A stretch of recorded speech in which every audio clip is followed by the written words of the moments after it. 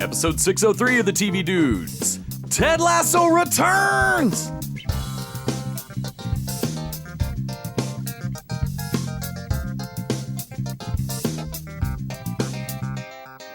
That's right.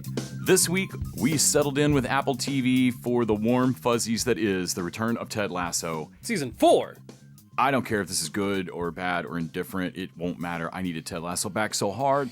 I did not know. And we're going to talk all about it. Before we get to all that, I'm Les. I'm Nick. And we're the TV Dudes. And as you were saying... to the diaries. Well, you know that a show about trying to re-recruit a soccer coach from either Kansas or Missouri isn't all we watch this week. Where the fuck we are. No, that's across the street.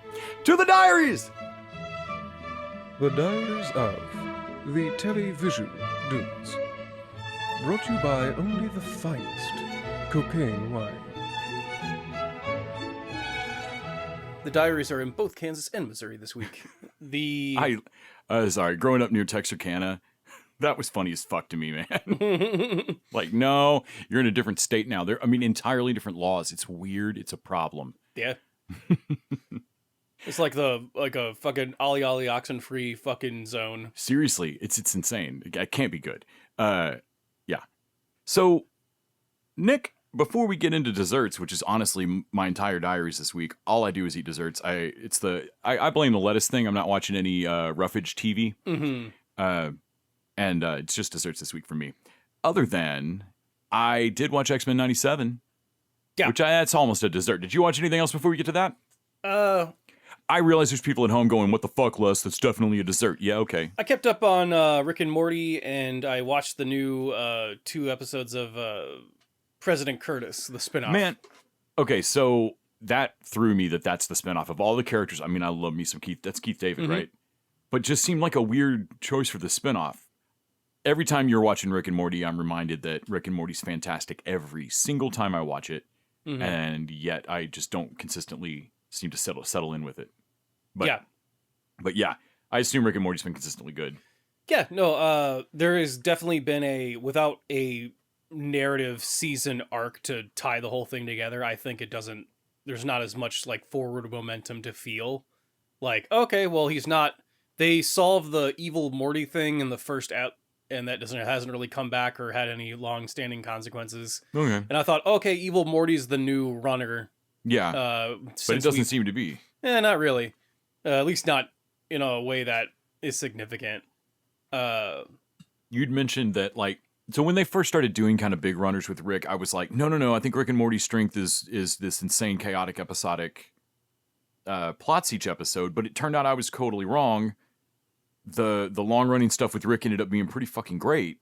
Mm-hmm. And, you'd mentioned the other day that, they kind of need to give Rick a guy to hunt down or a thing to do or something. Something to build upon and work toward feels good. Like, a lot of these episodes are obviously concept episodes that are like, oh, they just have from one idea and they're kind of standalone. And what I didn't realize until watching the latest episode, the one before it was a fun, they go to a tree reincarnation thing. This giant alien tree kills them and gets it down on its roots, which is a whole ecosystem. They have to evolve their way up from a single-celled amoeba. Oh my god, okay. And they have to keep evolving, and they keep getting killed at certain points. They're like, okay, the wings this time. Okay, all right. I have 8 words for you. Legs. And they become spiders. Love it. And, but the latest one was Rick is drunk and, eating just all you can eat breakfast buffet, and is mid portal, yelling at Morty. Maybe that wasn't the latest one, but yeah, one of them was like, and he gets his head chopped off. Okay, so I walked into the very end of that one as the head was reuniting with the body. Yeah. Okay, so yeah, he got portal cut. Mm-hmm. And so I saw that that's all folks in Summer's trying to take care of the Rick's body, and Morty's off with the head. And they both realize that the head and the body are like happier without each other. And so by the end point, by the middle point, when they're about to reunite, they pull guns and blades on each other and try to kill each other, try and kill each other. That's great. I'm never going back. Do you know how much? Man, I have not sit to watch a whole movie in years. Do you realize how much clarity you have not having a penis? That's great. And I was like, this is a great episode, even though we kind of already done this 3 times. And I think I broke them down to you like, oh, Rick has to fight a version of himself that is somewhat happier because of a sci-fi thing, and it was like, oh, we did this with I think you pointed out Jerry and him getting combined. Yeah, just recently. Last season. Last season. Also, detoxified Rick, where they get the toxins out of themselves. Yes. And toxic and non-toxic Rick fight it out. And Dream Rick, when Dream Rick has to pop out, and Dream Rick wants to be happy, and there's a lot of the okay, it's a couple different versions of this. In the list of things you don't notice when you're having fun, it was like, oh, I'm surprised it actually took me 4 times around to notice this, but I have noticed now. Right. That oh, this is a type of episode that has happened 4 times. Right. And I'm sure if I find the other ones, I'm like, oh, I'm sure that there's been some. Which isn't a death knell, because The Simpsons happily hits on care, it's a Bart episode. Oh, it's a such and such episode. But also, I haven't watched there's more Simpsons I haven't watched than Simpsons I've watched at this point. I'm saving those up for whenever I'm incapacitated in some kind of Matrix bubble retirement. I'm sure there are people that have watched every episode of The Simpsons. I don't know anyone. I don't know anyone. I know people that have I just know that their stop point is different. Right. 2 kinds of people in the world: people who masturbate and liars. All Catholics are lapsed Catholics. I think everybody has been a Simpsons. Everyone's a Simpsons fan. Are you still watching The Simpsons? Is that? Oh, I know it's on. No, I'm not. Mm-hmm. That's everybody. Everyone has watched a 2-digit percentage of their of Simpsons. All of us have watched 12 years of Simpsons at some point. Right. Well, it's the same thing whenever I see anyone oh, Saturday Night Live had a good sketch on before. I'm like, so Saturday Night Live has been an institution for fucking half a century. Right. No, and just inevitably, it's like not knowing a Beatles song. And yet, do I know anyone that that watches Saturday Night Live at all in any regularity in the modern era? No, ever. You go back and check on Sunday you'll see something on the news and go, but their live numbers must be from SNL. Their live numbers are still huge, but yet I don't know anyone who. I don't know. I feel like it's a Dianetic situation. That book sold a lot of copies.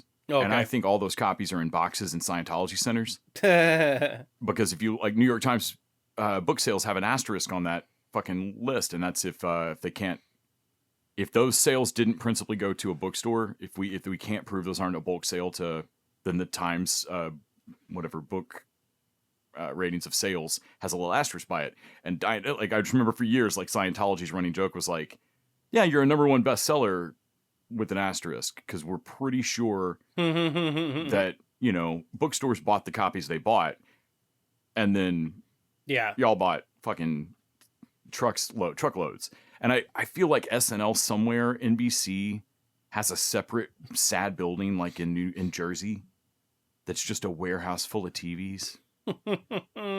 And one keeping sad fuck TV at alive. 10:30 p.m. on Saturday just boop, hits a remote and leaves. You stay and watch the show? They pay you? No.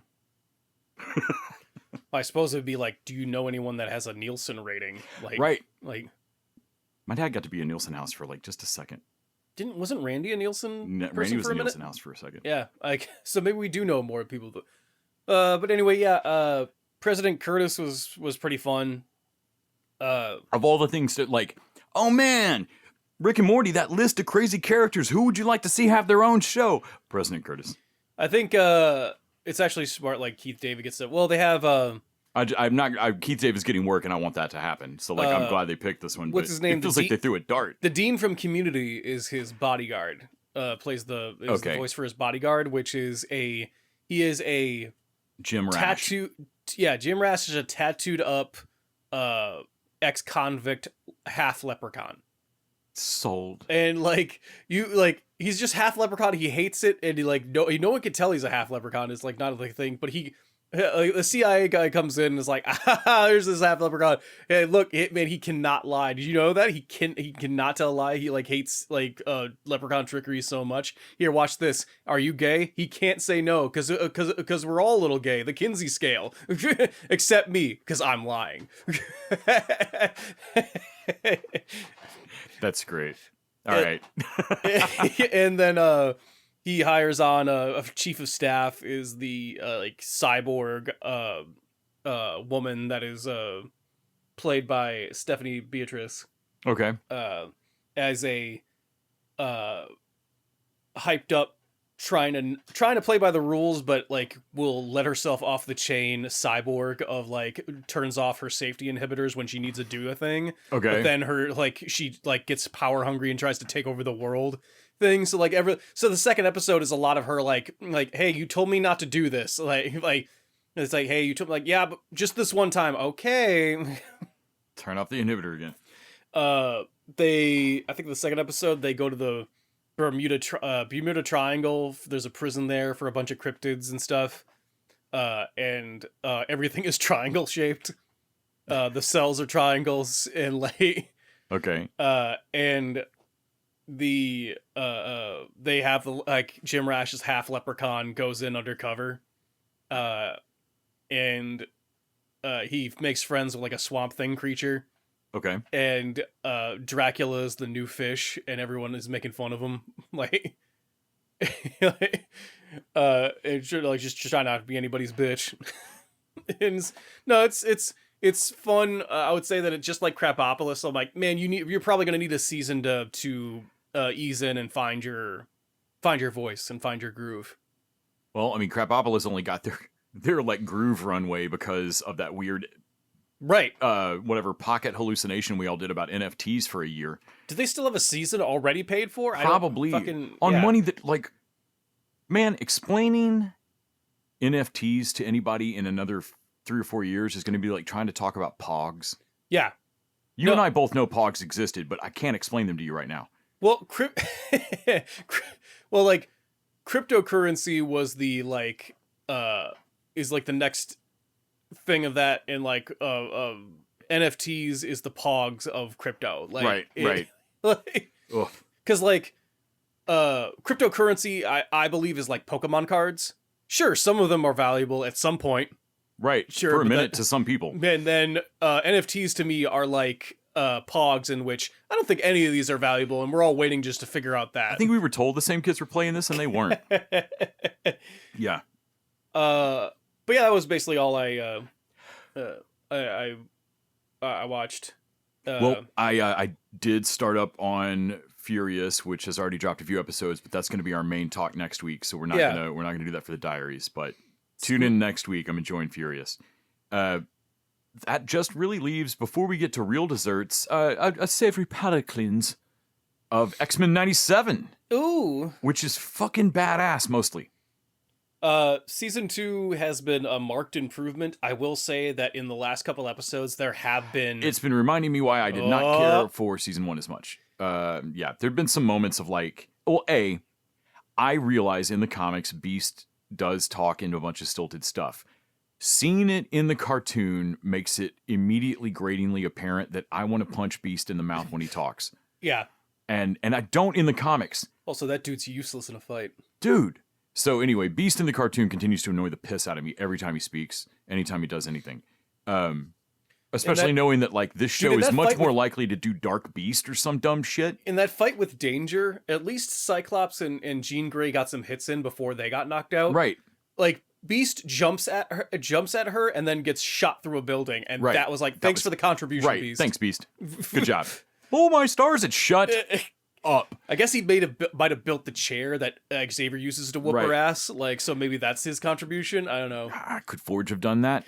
But so the latest 2 episodes were what's the dumb name they are? The Exalted or the Executioners? The External is so there's the Acolytes. Acolytes, right. And then there's the External, which is the woman that betrayed Apocalypse and stole part of his, or was given part of his power, turned heel and like kitty litter quit that shit. Man, like, so when they go to it's the X dash Turnal. Turnal, and I was like, I had a visceral reaction to that whole decade of memories came flooding back. Like 5 years of memories came flooding back to me, like 12 to 17, just like. Bah! And it's like, and I realized that we've already run. I could feel the blood of the raised die cut cover, Nick. And it's the like with War with the Bulk. I'm like, oh man, we've already run out of the cool names and mutants and powers. Yes, like no, we're already into Bastion and Exodus and yeah. And I swear to God, him like Xavier lifting up the helmet of Magneto. I'm like, if you guys do Onslaught, I'm out of this. I don't want to do this anymore. Yeah, they will. The Acolytes, because Colossus is sad about Magic dying. Which, how long, I know it's animation, how she stood there like she was Obi-Wan dying to teach Luke a lesson, man. Like, I don't know, weird for a teleporter. Right. Or like, I know she just makes portals or no, whatever. but dip into limbo. Like, well, I thought it was like, we're gonna find out she went into limbo and is just hiding there. But like, she just shows her body; she's dead, right. dead. And I think they were wanting to be like that. She, I don't know, blocked the blast with her sword. It didn't. I don't know. That whole scene felt cut weird. She portals a bunch of people to into the middle of the street where they run to safety. Which one? Portal those people to actual safety. You show off. Like, and also, if they can run away to safety, you can also. Why are you standing? And again, just portal all of you to a better safety. Well, I think it was talked about like how My Adventures with Superman in a minute is going to have like as a sacrifice play moment that runs the risk of seeming like it's unnecessary, but needs to. The speed of it is key. You have to be fast enough. But this one tipped.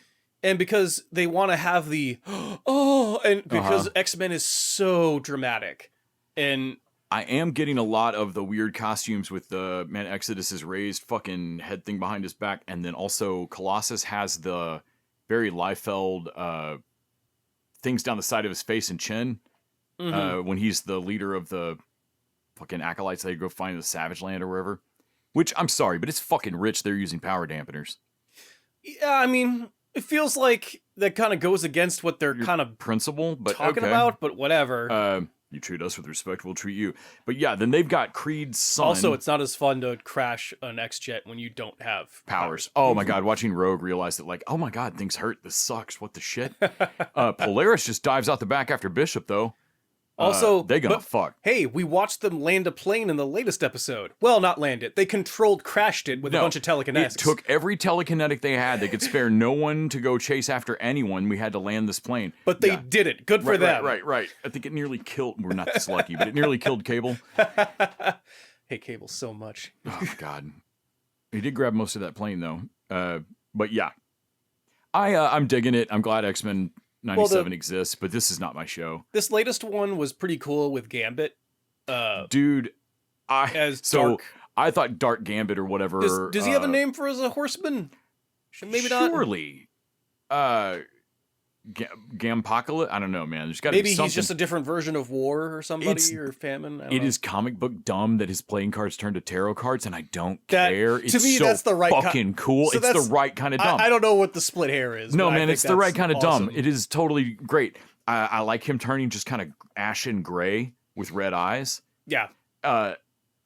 Because he's a fucking animated corpse. I like that the Apocalypse energy is just dripping off him, literally dripping off him. Well, I also he goes and finds his old Assassin's Guild, who he hasn't worked with in years because he's an X-Man, and they don't like him really, but he makes them his acolytes immediately, like real acolytes, like immediately. And then they start about their plan and everything. About halfway through the episode, it occurred to me that the X-Men were fighting the shit out of him, like hunting this man down. And yes, they're right by the end. Yeah. He is not good. But at this point, nobody knows that. All he's done is come back to life after he died in a fight with them. They don't seem too happy about that. They're fighting him constantly. And when he actually reveals, like, well, what the fuck are you doing? I mean, the guys he's manipulated and taken control of are also bad guys. I'm sorry, but y'all don't care about the Assassin's Guild. The thing he kills in the swamp is the external. is also like part of Apocalypse. Like, she's not great. So that's a cosmic force that has never helped anything but an Assassin's Guild in New Orleans. Yeah. So fuck her. I'm sorry, but like, she's a she had a lot of confidence for someone that did not see like that coming at all. Right. Coming at all. Yeah. But all of that, I was like, this is all just for his plan to do something like, hey, so I died in a fight. I thought I was dead. Apocalypse raised me as a horseman. I got a rare opportunity and took it, and I managed to beat that fuck. He's dead. Y'all have seen his corpse.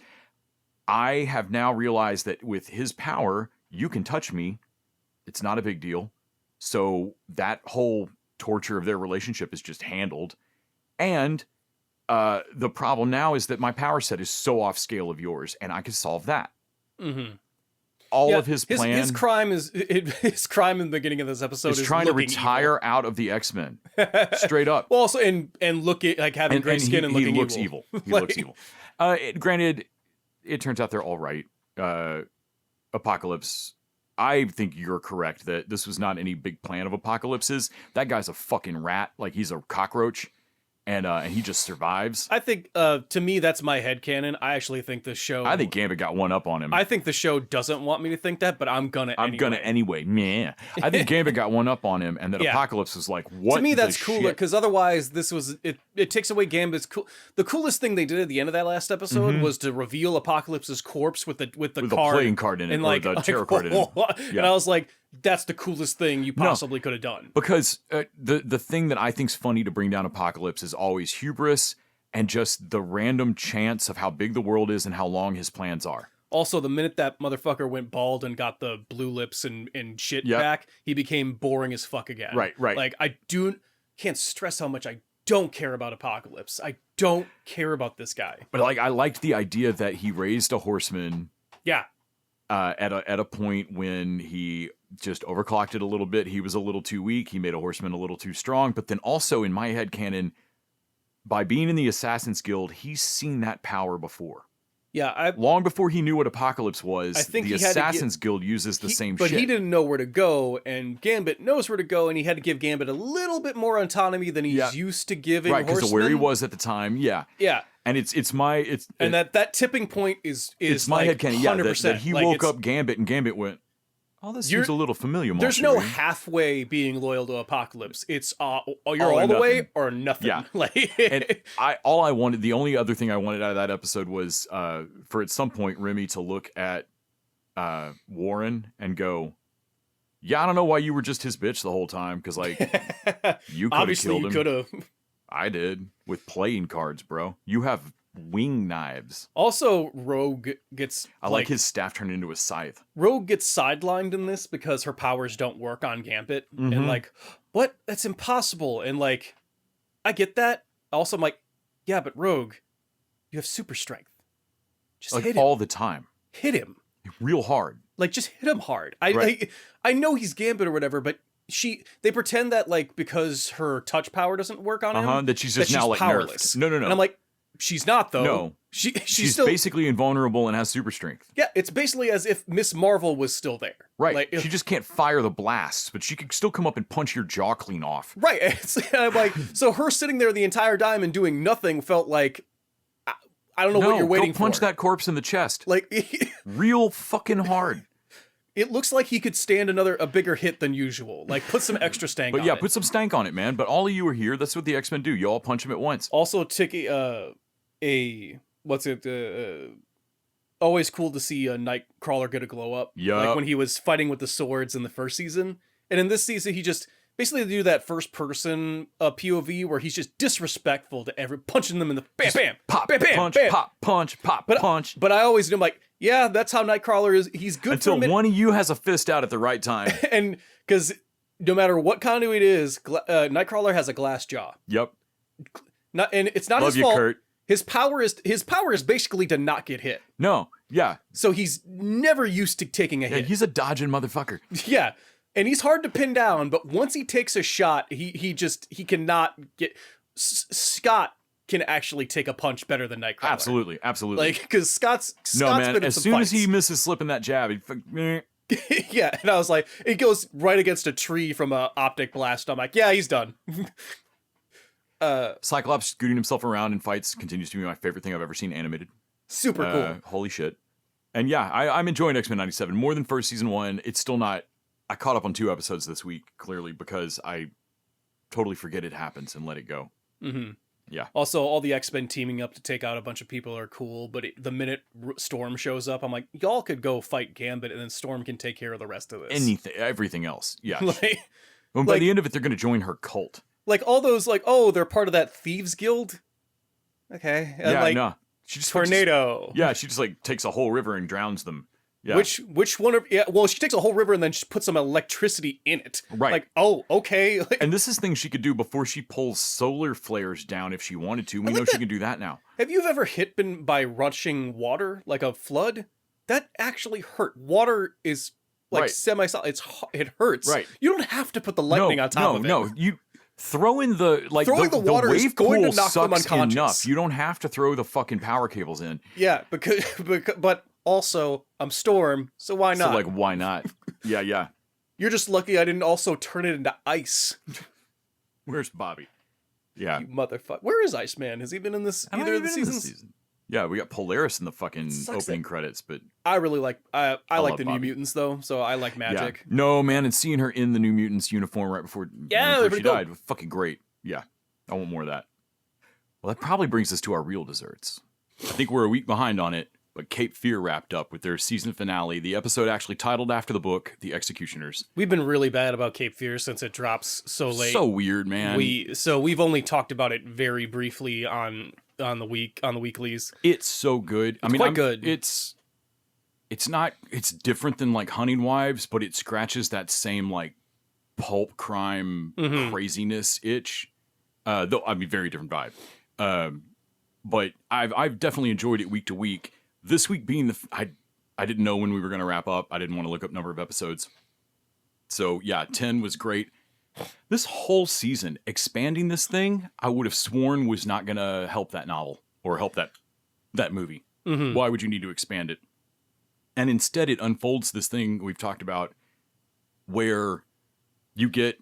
Max is a bad dude, but you get a little sympathy for him. Yeah. But he's also still bad. You see it long enough that, no, man, he's fucked up.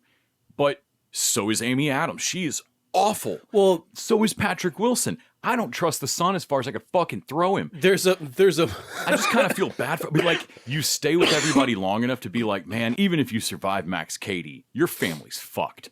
Like, this has revealed so many fissures in your family. Yeah. And it opened on a crazy scene on the pool. I mean, like a one of those cool fucking negative shots. They definitely know the movie that this came from. Yeah. And it ends on one as well.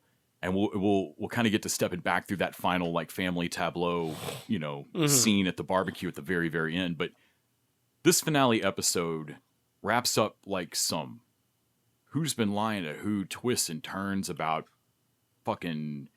We never find out about the daughters. First of all, we never find out who the daughter's real dad is. No. And at this point, I don't think she really cares. Honestly, the growth moment in terms of like, the daughter did not understand who the fuck her parents were. Why would you do these monstrous things? And by the end of this, I think the daughter, for better or worse, at least kind of like, I would hope she doesn't make the same choices her mom made, but I feel like she at least kind of gets how Amy Adams ended up like this. Because the family never got the paternity test. Not so much because they really cared who's dad or whatever, or whether the other guy could be a dad or whatever. Amy Adams didn't want to know if she'd ever been raped by Max. Mm-hmm. And this would have proved it. Yeah. And so she never got that test. But it left the daughter with a like, how could you never want to know that? Mm-hmm. How could you just let that how could you have that envelope and not open it? And then at the end of the series... the daughters, or how could you never go have that test done? All it is a swab of DNA, and you work with people you're a fucking prosecutor. You work with people who swab DNA all the time. Mm-hmm.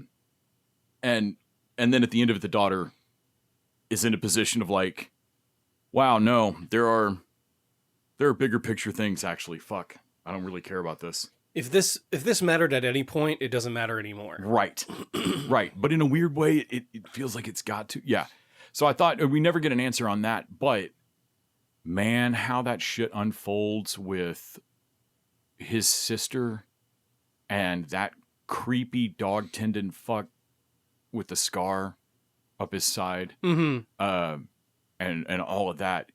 So that was nuts. Well, the episode starts with the end of the last episode where they're on that boat on an actual Cape Fear, and he just kills everybody on the boat, including his sister and her kid. That she is that last episode has been revealed that it was his kid that he had with her. But their brother and sister. That can't be. Yeah, man, put it together. Come on, man. The why you're so slow with this is why you're. You'll get there. You'll get there. And Ron Perlman. Oh man, Perlman's a piece of fucking work. Yeah. I'm the devil. Who does that make you? I'll show you, boy. Damn, Perlman can deliver that. He dies literally right out of that. So there's a sympathy that I still have for Max in the fact that, one, we don't really know what happened. Is she blacked out during a night with him? 3 days or so she blacked out. But because she never got a paternity test for that kid. We don't know. Maybe Max didn't rape Maybe you then. Max never did anything to her. Yeah. Ever. Because that's, and to me, the most interesting thing She's going kind on of in this show. Assumed he did. Yes, that. Yeah. So this is not a favor of never telling, what if I don't want to know this dark thing? By living in that chicken shit space, she keeps Max pinned as her rapist. Yes. In her mind. Which justifies everything she does. Which justifies everything she does in a way that she's a blind spot. She's like, why am I so okay being like this to this guy? And again, I'm not saying Max doesn't lick people's faces and isn't a complete fucking nut to be around. But that's all after. But again, we'll never know. No, and he says that to her at one point. You're well, if you weren't a monster before, you're a monster now, Max. You did that. And she's like, anything I am now, you made me. Yes.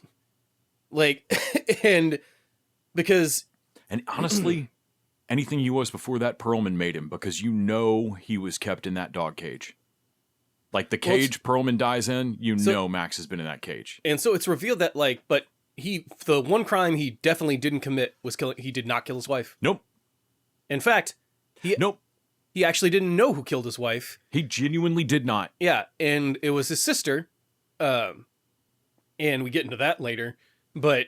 And he did talk that lady into killing herself to set all this in motion and all that shit. But again, all of that Dexter shit is after you put him in prison where he got part of his brain beat out. Right. He has actual brain damage at this point. We have no idea what his emotional regulation's like. It is moment to moment, scene to scene. Obviously, he's doing fucking horrible shit. But in the larger picture, it is hard to not look at this is... It is a show about your chickens coming home to roost. They did this to a dude, and it comes back.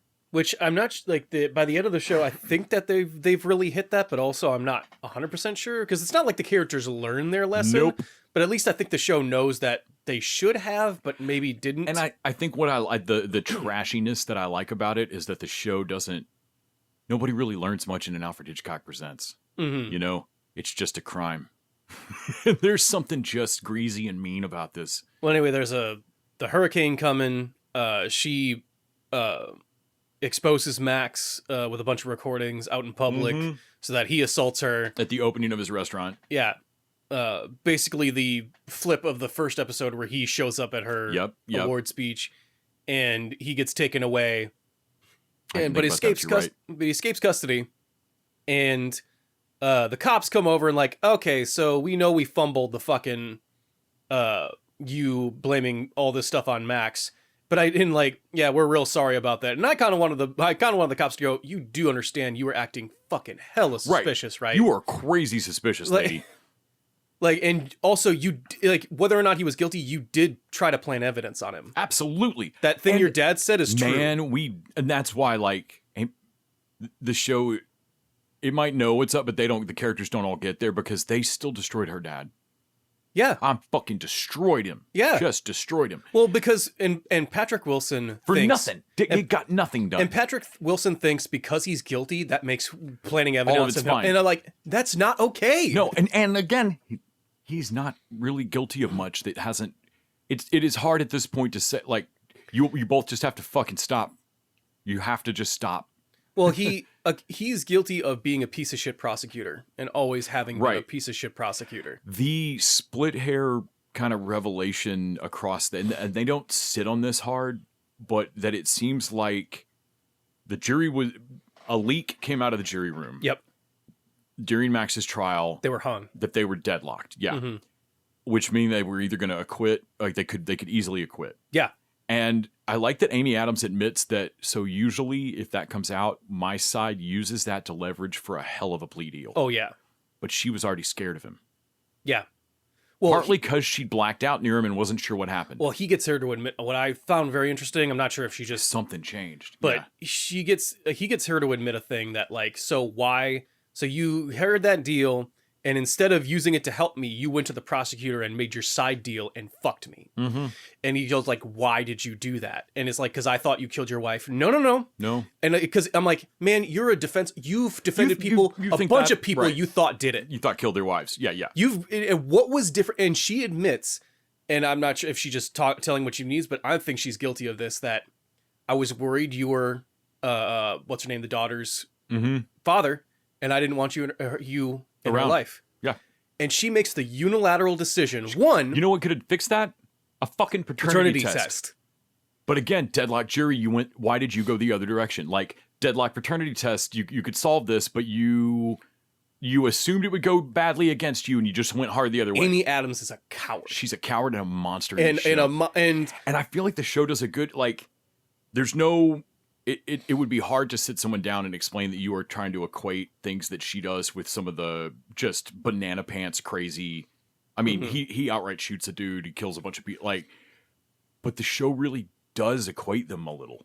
Like, that she's fucking awful. It's so weird because she's so dead-eyed. It would be fine if she just thought he killed he killed her the husband or the wife and didn't know, but she thinks maybe he might have raped her, or they might have both been drunk or whatever. She just doesn't remember that night, right? And like, and she doesn't remember that night, but also she was a heavy fucking drinker, right?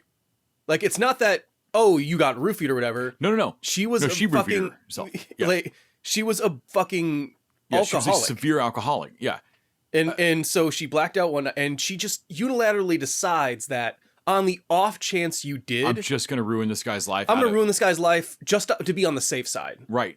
And man, if that ain't privilege. Wow. Yeah.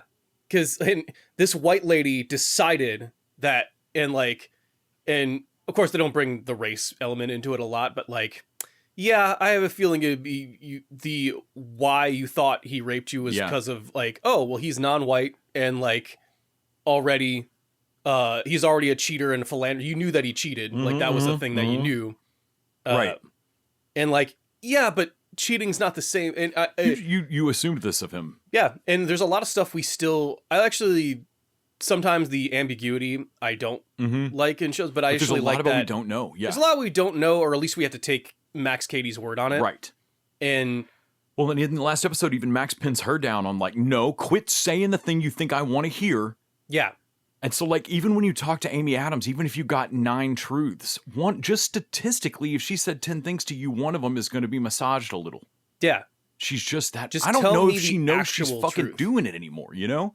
Right. And yeah, the realization that Patrick Wilson has of like, sorry, so you weren't sure that your client did it? Well, also you can tell that because she did that, and it was this final episode is where I think they shouldn't have hit the ball on what they did, because there's still a scene in the early part like, do you think they know what we did? No one knows what we did, and that scene doesn't make sense really. Yeah, because Patrick Wilson later is revealed that he didn't know exactly why. Right, and so I think he's just talking about the coordinating about a leak that they shouldn't have done. But I wish they hadn't hit the ball on it, because it's a little early on and it makes it balloon into something bigger. And then when you find out what it is, it's like, oh, is that all? Mm-hmm. But yeah. But also it's still wrong. It's still one defense lawyer and prosecutor deciding you're guilty and just usurping the entire system. Absolutely. And Patrick Wilson should get even more mad that like, it was one thing when we did it because we thought he was guilty. That's still wrong. But you're telling me that you did it because he might have been your baby daddy, and like that was inconvenient for you, Right. Wow, you're kind of a monster. But then, man, Patrick Wilson has to be thinking that, like, so me saying that we should frame him by putting the drugs in his house, you went along with that, but I only did that because I thought he was guilty from the previous thing still, and, like, none of that's been true, ever. Ever. Yeah. I enjoyed the shit out of this show. I really hope there are, so hear me out. There's like 60 other fucking John McDonald novels. We could just do any of them. Patrick Wilson actually has a really cool conversation with his son where he finally talks about his brother holy shit. killing himself, which I thought was really good. Patrick Wilson is he is what a polo and khakis dream of a being, and if a person just materialized in them. A sentient Cole's catalog. He's what Dockers dream of being as a person. But also that makes him perfect for almost every movie needs that role, and there might be no one better at it on the fucking planet. Yeah. And unfortunately, it's the kind of role that I don't think there's never going to be an Academy Award for being the best normal guy. No. But wow, man. He has wowed me in a lot of movies. This show, that moment with this whole scene with his son, and the son does an all right job. The son's a blank-faced psycho. Yeah. But Patrick Wilson finally tells anybody that his brother killed himself and it wasn't a car accident. The family party line, the lie, and his flinching and shake in that, it's not too much. It's exactly enough. It feels like a guy who may never have said this out loud before in his life. Saying that, like, he doesn't even go into any details about it. Just the admission that, so my brother didn't die in a car accident. That's what my parents said, and I was 15, and so I just went along with it. Mm-hmm. But the when the son asks, why are you telling me this now? Like, because it was easier to pretend that you were going to be okay. And that's what I did with my brother, and that's what my family did with my brother, and it didn't work out. Right. But you can't, oh man, that's why this is in this show. You can't learn from that if you won't admit it. Yeah. Like he's so he's going to repeat that with his son and watch his son die because he can't admit that ever happened in the first place. So you can't learn from it. If they can't admit that they fucked Max, and they can't learn from this ever. Yeah. Like, fucking so tight show. they learn to be a better family, but I don't think they learn to be a better people. No, they don't. Because they learn to be a tighter. They learn to close ranks and protect themselves, but they already knew how to do that. If they went more into it, I would like to explore the psychology. So they both changed their careers after what they did to Katie, right? Patrick Wilson went to become a defense attorney, and that makes sense. He feels guilty because he violated due process to get a guy convicted. And even if you tell yourself y'all's relationship's okay, it's kind of not. And it's kind of not. And so he decided to switch to being a defense lawyer to make sure that penance, man. Classic projection, so that someone else like me can't do that to another guy. And then here, hey, I don't drink anymore, hold my beer projection. Amy Adams quits and joins a fucking freedom nonprofit. Follow that same logic. Why did she join a project that gets people off death row? Innocent people off death row? I cannot imagine. And it's because, like, if it was... So Patrick Wilson makes sense. He fucked over a guilty person, he thinks. So he's going to defend other guilty people. But why did she do hers? That has to have bothered him a little. It's like, so in order for yours to make sense, you kind of have to think Max Cady is innocent. You kind of have to think that you fucked over an innocent dude because you were scared. Yes. It's somewhere deep inside. Oh, man. Fucking tight. You feel like this has been one of my favorite updates of anything. Whenever in a long time, she says, "I thought you did it," I think that's deep down that's a lie. No, and she knows it. I don't think she cares that he. Yeah, I don't think she cared that he did it, and because I said it before. The biggest mystery for me in this show is how the fuck is she sober? Because man, that's so many secrets to be holding while still trying to be sober. Mm-hmm. And that is exactly the shit that crashes people, man. I cannot imagine how that lady's white knuckle hanging on to her shit. Right. Well, she doesn't by the end of the show. Well, she does get blackout to hang out with Max Cady's sister. Right. Dude, but also, so Crystal killed his girlfriend but stole the baby, which means and she knifed the baby on accident at first, cutting him out. Yeah. But she intended to steal that baby the whole time. So to hide that fact, I realized after, that means that she mutilated that body purposely so much that it was mincemeat, and you can't mom and baby have the same DNA anyway. It's all mixed up regardless. So you wouldn't be able to tell that but you have to make hamburger out of it. Right. Yes. And That's so, I don't know why it took me, it was like an hour after watching the show that I went, she's crazier than I was putting together. Fucking hell. And that's why Max Cady doesn't put it together either. No. Like, no, nobody, because that's nuts, man. Well, But the watching, there are a couple of 1-2 punches of facial reaction acting in that last episode.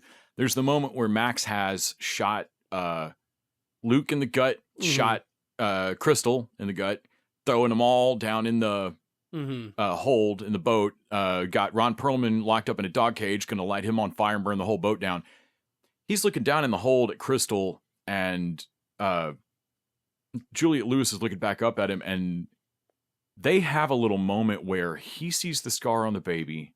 On Luke, the guy, and realizes that's where you cut him out of. He puts it together, and you see Javier Bardem's good enough that you see him clock. He actually doesn't put it together that it's his kid from. Yeah. Like I think he recognizes that that's a baby that she stole or whatever, but not that it was from his wife. Right.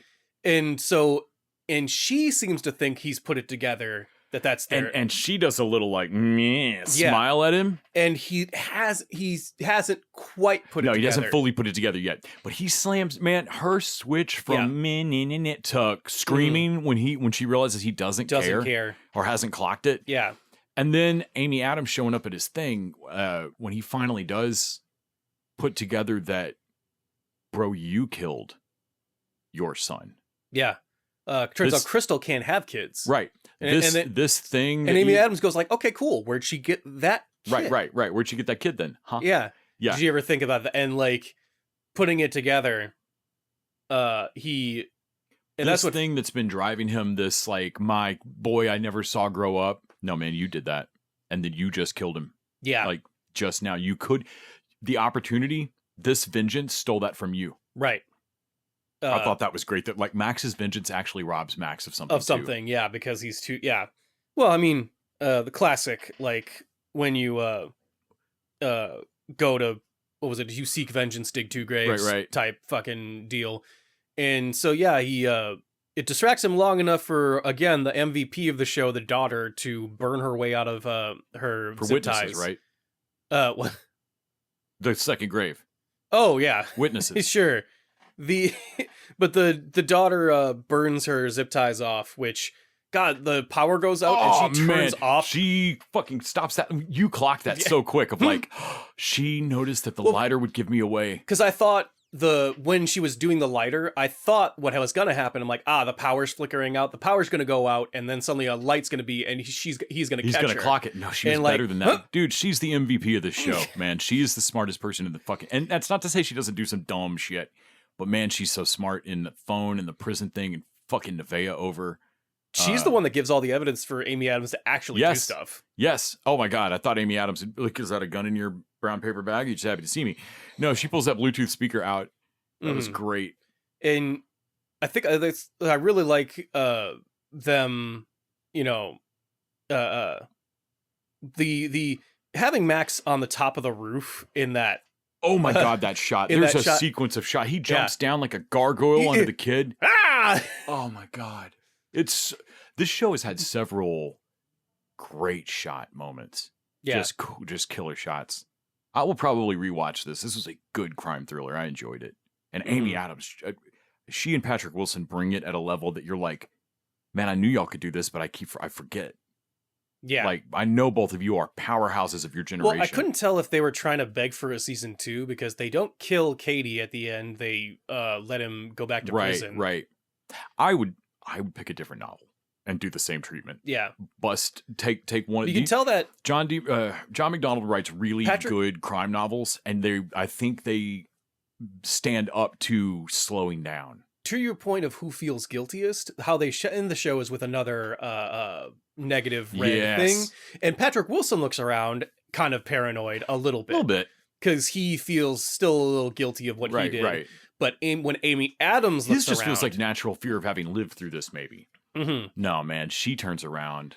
Because Patrick Wilson did wrong him in a way that the justice system wrongs people all the time. Right. So, like, honestly, you may not have known it before, but you've wronged other people like But you've that. wronged other people like that. It wasn't It wasn't personal. Right. With Amy Adams, it was a personal betrayal. Small, scared decision. Yeah.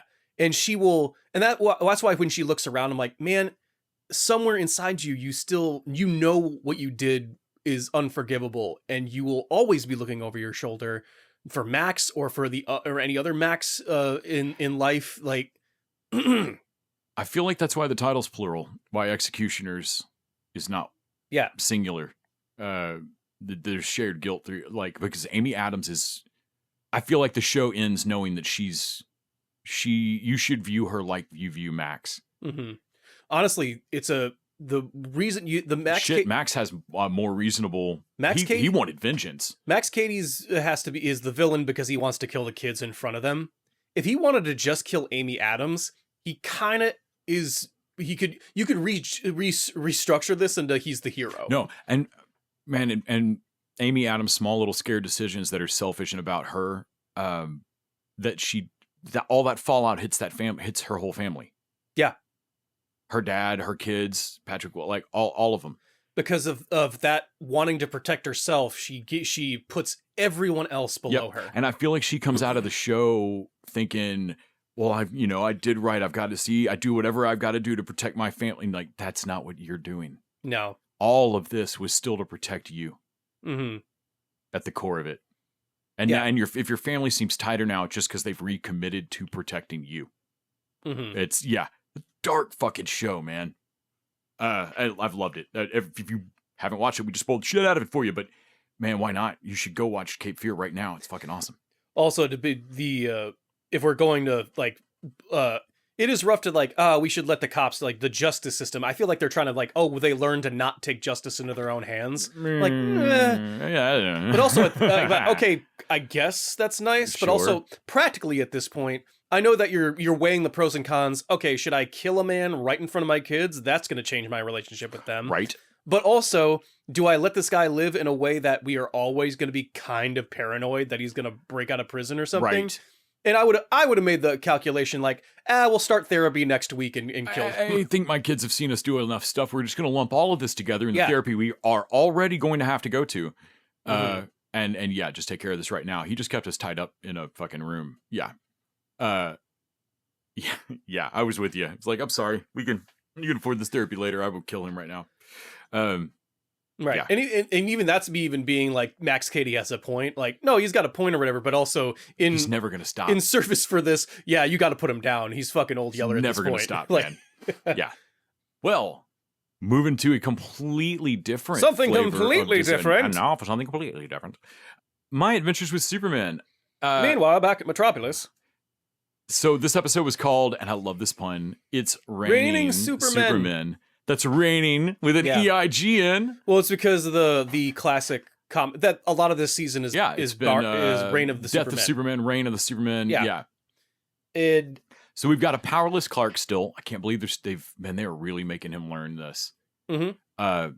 And you're right. It seems pretty clear that there's something going wrong, which the robots mentioned to him at the Fortress of Solitude, and that's something to do with how he can reset his powers. Yeah. Which, great. Let's go learn that lesson. That is where he heads off to at the end of this. But in the meantime, this episode, we had new Jonathan show up. Right. Jonathan 2. With Laura.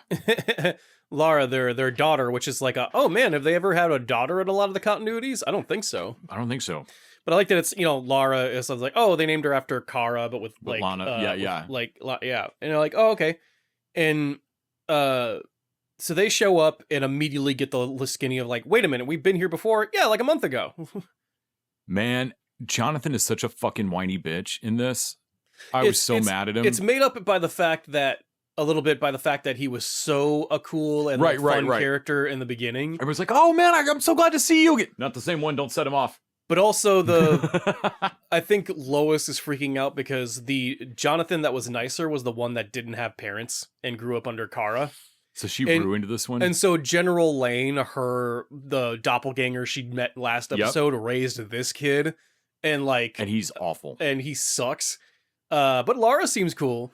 If there's anything in this episode, I'm hoping that she gets more time. Like Lara gets the shaft. She doesn't get a lot to do at all. But so they come back and they're a bit more on mission than last time. Yeah, there's no like wanting to play catch with dad or whatever. No. I'm a serious like I'm like, okay, cool. You're still wearing the jacket that even other you thought was a little much. Like, right. Which makes me think that like. But Lara takes off immediately to go fucking assassinate Lex. Well, they yeah, have because come back in time because he's built. Lex has made a what are they called? The Eradicators, which are basically clones. They're like what Bizarro is, but somewhere between Bizarro and Doomsday, where they just keep getting more powerful the more you fucking hit them. Yeah. Although that seems like that's not what the future ones are. This one seems this one different. seems weird. I mean, Lara hits it with I-beams with the heat vision, and it grows a mullet basically immediately. Yeah, I don't know how that works. I don't know how that works. They keep beating on it. It grows extra arms. But the dangerous thing about it that we don't see very often in big, dumb lab monsters, it gets better at fighting and smarter very quickly. Yeah. When it grows some extra arms, I was like, okay, well, now it's going to have trouble fighting with it. You know, that's not going to be the benefit you think it is, buddy. Nope. He reaches up and grabs her out of the fucking air. Well, he starts to actually dodge and block punches. Before, he was just eating them. Yes. Like that, because he was just strong-arming his way through because he's really strong. But he was eating punches from Kara and John and them.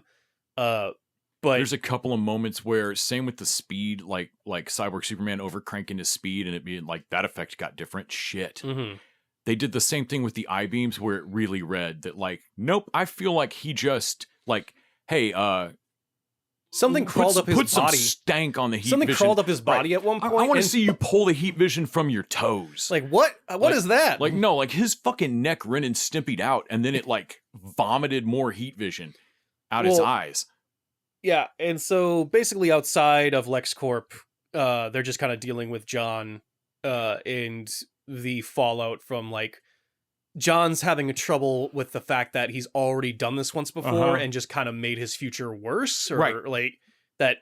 And like, I feel that like when you're the second time traveler, you're like, oh, okay, what's to say that my thing doesn't make another future that's worse than that? Well, it's that the time travel show with the tanning bed where like I killed Stenson. Who the fuck is Stenson? Exactly. I'm talking about Hitler. Well, I can't stop them all, man. And like, okay, cool. Cyborg Superman absolutely flattened your Earth. Right. And we stopped the shit out of him. And in that vacuum, the next thing that happened would be Eradicator. And we're going to stop him. There's going to be a next one. I do like that the Lex Luthor sent John the first time because he was the cause and the solution of it. And now he's the problem, and that he's going to end up having to be the solution in the past, I think, as well. So while the Eradicator's still in his tube, we see him like crack an eye and like while he's looking around, which as Lex is talking about total mind control and shit, I'm like, I don't think that's working, dude. But they laid this out really nicely. The Eradicator watches Lex explain that there's a time travel. He's trying to win Waller over, and Waller's not having it because the time travel device almost comes out of nowhere. But then I'm like, oh, right. Nope. Lex was actually... like, no, wait, I've got a prototype. When it works, you'll be God. Because Lex develops time travel in the future. That's how John comes back the first time and how he comes back this time. And they laid that down really nicely. Whoever went back and put that one line of dialogue in, God love you. During that scene is also where Waller is, she's like, all right, I've seen enough, shut it the fuck down. Also, Waller's back. I guess she beat those war crimes You knew she would. I've been waiting for that. Slade gets to be the petty little hot boy That's what bitch. I was about to talk about. Yeah, man, Slade steals that scene. Slade steals every scene he's in. Chris Parnell as Deathstroke is the coolest voice cast weirdness I've ever seen. Well, it's given him a... God, that's a terrible... You never know Never mind. Chris Parnell will never play the heavy in anything... No, but God, he kills this. That like live action, he can never do that. And he doesn't really do that in he's fucking Cyril in Archer. He doesn't really do that in voice acting too. Right. So I like the fact that like, wow, giving him a real like different meaty role to chew on of like, you're the heavy, but you're sassy and like always kind of 1 foot out to like, you're always straddling the fence of whose side you're on. But he's like, show him the other thing, Lex. When everyone's like Alex, he'll like give it just like you know he hates that. That's great. Also, we see Lex with a shaved head because he's trying to put in the mind control bit for the Eradicator. It's like, oh, that's how you get your head shaved. Of course you did it to yourself to put in a fucking implant. Makes sense. I'm going to laugh when the implant causes him to not grow his hair back and he can't fix it. So Lara tries to kill Lex. The Eradicator gets loose. That shit gets really dangerous really fast, and we get another just wicked fucking fight. And then the Eradicator clocks that time thing. Oh my god, that looks like a working version of the prototype I saw 15 minutes ago. He snatches that bitch off his wrist, so and he's gone. Yeah, too late. Late. And the defeat moment of like, so this crazy thing loose in the time stream. We could just vanish at any moment. Which I was like, oh, so I guess Lex is gonna have to make another time thing to find it. But also, even if you do, like, he could have gone anywhere. No, like, that thing's bad. Anyone, yeah, that thing's bad. Like, but before that, the thing I cannot believe they did, that just fucked me up was hitting Kara that hard. Well, so as much as like Jonathan has to be kind of a shittier version of Jonathan this episode, Kara gets to really shine in a way that made me nervous at the time. I was like, so normally characters don't like until they're about to take a back seat. I didn't want to clock it because you can't do that to her. She's a core of the show, I think. Yeah. But also, man, that means you can. So she gets hit by a train earlier when they're still treating it like a big monster in the alley or in the sewers, and then she, in the middle of the Lara and John fighting it, she just hucks a train at it and like, your fight is with me. I am your. Yeah. And she the thing like roars at her, and she does the greatest thing you could ever do, which is Kara just roars back in her own animal monster scream. On, and then just screamingly goes at him. Yeah, and just like and how the Cyborg Superman fight did with speed, this fight does with strength and heat vision. Yeah, because she lays it on thick too, man. Yeah, and they start to go at each other, and Kara is like, you could John and Lara are fine or whatever, but like Kara's the warrior. Like, when the fight gets back up and he like grows arms and then decides to like start to, at first he's just getting his shit kicked in by Kara, and then he starts to block and dodge punches. But she still levels it back up again, and like, and yeah, because Jonathan is like, all is lost, and Kara basically all but slaps him and like, don't you what?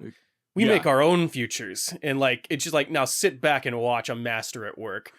Like, and she does take one of those arms off of him. She takes two of them, actually. Yeah. Like, she rips off and just punches them, and she goes with the classic move of strategy of, but I'm going to hit him real hard. We've already hit him, Aunt Kara. No, I'm going to hit him real hard. Which is always a great Kryptonian thing. Like, you seem to be under the mistaken thing that I was hitting him hard before. Like, no. Like, I'm never really hitting anyone that hard. I'm going to actually step it up and hit him hard. And she fucking rips, like, punches two arms off. Like, she just punches so hard they explode. Shoots out with heat vision. He ends up having to do just a whole body full heat vision blast to actually get at her. And to knock her to the side so he could take a shot at John and Lara. And then that's when she takes the sacrifice play and blocks that shot with her body, and that's what knocks her out.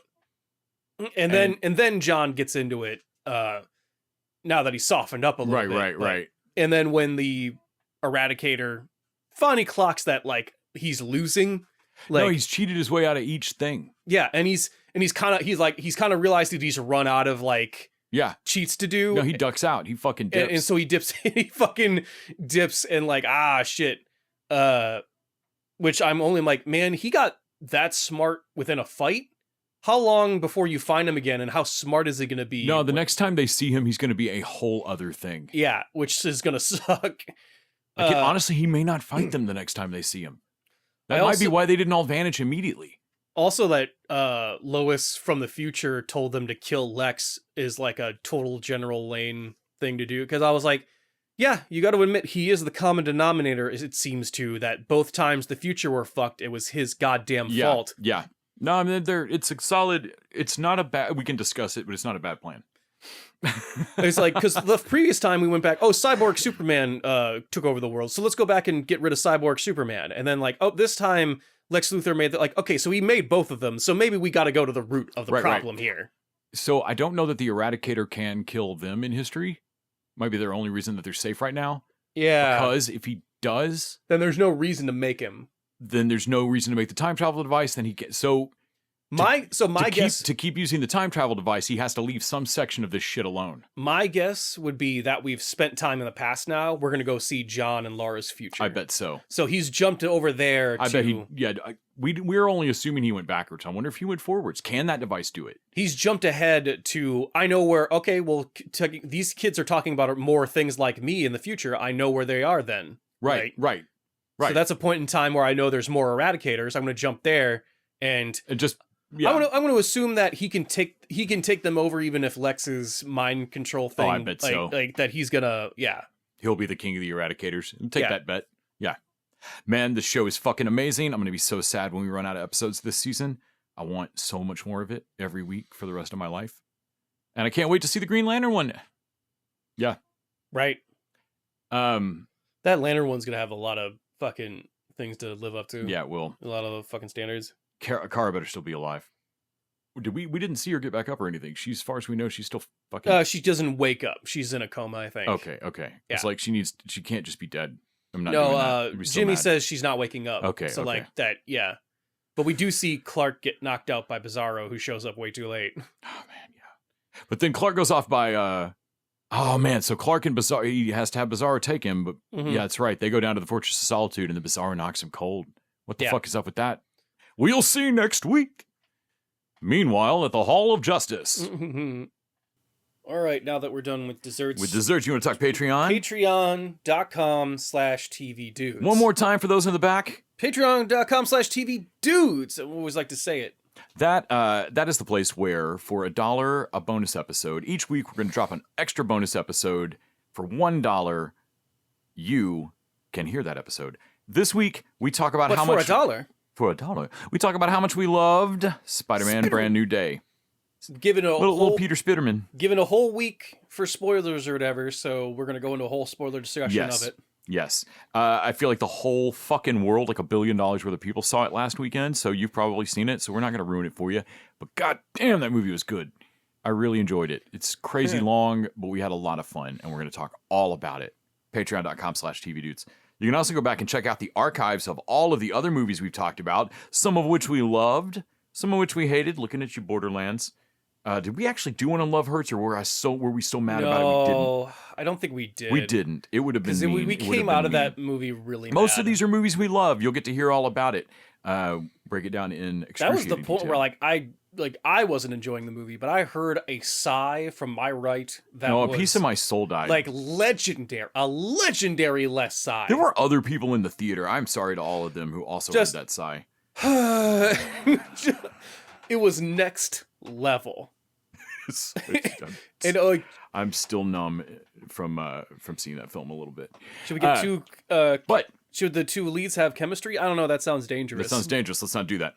But we talk about movies we love. We talk about all sorts of stuff. We got a whole huge back catalog of crazy, weird stuff that you can go back and listen to. All of that is free just for being a member over there, throwing down your subscription at all. And you can also start chats with us. Wanted to welcome back Oscar, who I believe has rejoined this week. Cool. And Oscar. And that's patreon.com/TV Dudes. Now, let's talk about the real thing this week. The return of Ted Lasso to Apple TV. Welcome back, Coach. Thank you, sir. Too bad you're coaching a bunch of girls, you old wanker. The only real problem that I had with this entire episode at all, so I'm just going to go ahead and get out of the way. The only thing that bugged me, it opens with a 1.5-minute commercial for the show I'm about to watch. Oh, right. That is ham-fisted green screened Lasso. Cramming Lasso into every Apple TV thing. Only because it just starts with Ted, just like Yeah, walking it's into the thing. I actually thought the episode trickery. was starting up. Yeah. And then it's this terrible commercial. I'm Lies. fucking sold already. I've hit play. There's no skip for it. Nothing. There is a definite feel of betrayal. I was outsized mad.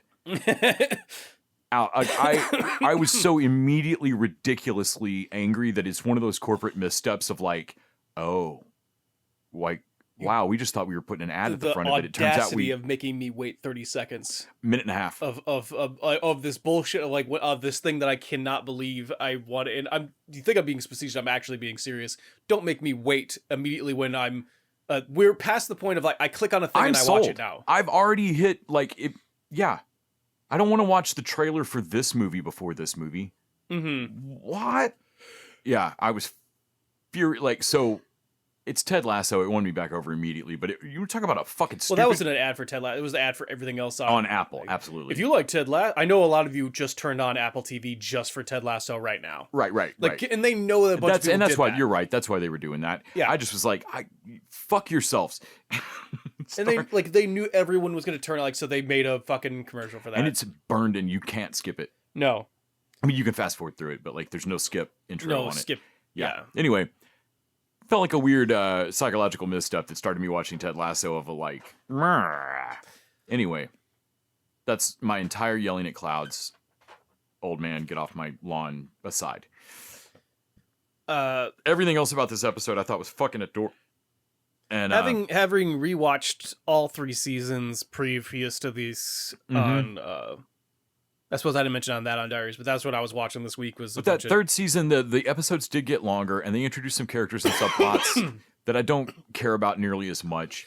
But the Zava thing only serves to further Jamie's storyline. It doesn't really go anywhere. I realized that I don't care about Keely's girlfriend Jack very much. I didn't really care about that at all. I only care about Keely, so I only care about that in how it relates to Keely's growth. So like I was happy to see Keely like try to get her own cool thing to see, going on. You know, LGBTQ represent, but we already have Colin. Right. We already got the one. I do not actually don't quote me on that. That sounds like we already got the one gay. Nope. But yeah, Jack ends up just being more of an object lesson about like at that level of power, she is rich. She's not a woman. She's not anything. I mean, she sucks the same way every rich person sucks. She first identifies as wealth. Mm-hmm. So I was like, okay, I never got what people were talking about the third season of like it's lost its step, but I'm like, okay, there are some things that while the first 2 seasons are basically perfect, there are a couple of things in the season 3 that are like, they don't really go anywhere, don't add up to much.